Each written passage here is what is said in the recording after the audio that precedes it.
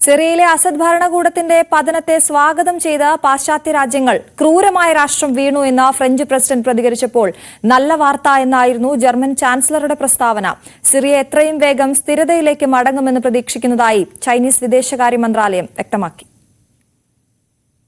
Syrian തലസ്ഥാനമായ ഡമാസ്കസിന്റെ പൂർണ്ണ നിയന്ത്രണം ഏറ്റെടുത്ത വിമതർ ആഘോഷം തുടരുകയാണ്.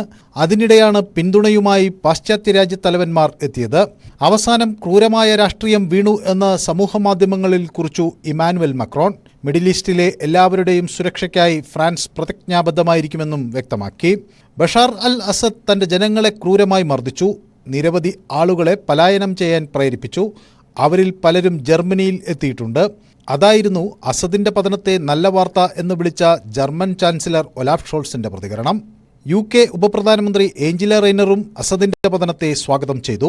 ദശലക്ഷക്കണക്കിന് സിറിയൻ അഭയാർത്ഥികൾക്ക് ഇപ്പോൾ നാട്ടിലേക്ക് മടങ്ങാൻ കഴിയുമെന്ന് പ്രതീക്ഷിക്കുന്നതായി തുർക്കി വിദേശകാര്യമന്ത്രി ഹക്കൻ ഫിദാൻ വ്യക്തമാക്കി.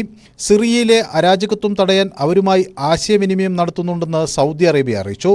ജോർദാനിലെ അബ്ദുള്ള രാജാവ് കൂടുതൽ സംഘർഷം ഒഴിവാക്കണമെന്ന് ആഹ്വാനം ചെയ്തിട്ടുണ്ട്.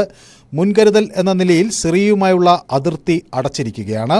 ഇറാനും ഹിസ്ബുള്ളയ്ക്കുമെതിരെ ഇസ്രയേലിന്റെ നേരിട്ടുള്ള പ്രഹരമാണ് അസദിന്റെ പതനത്തിന് കാരണമെന്ന് ബെന്യാമിൻ നെതന്യാഹു അവകാശപ്പെട്ടു.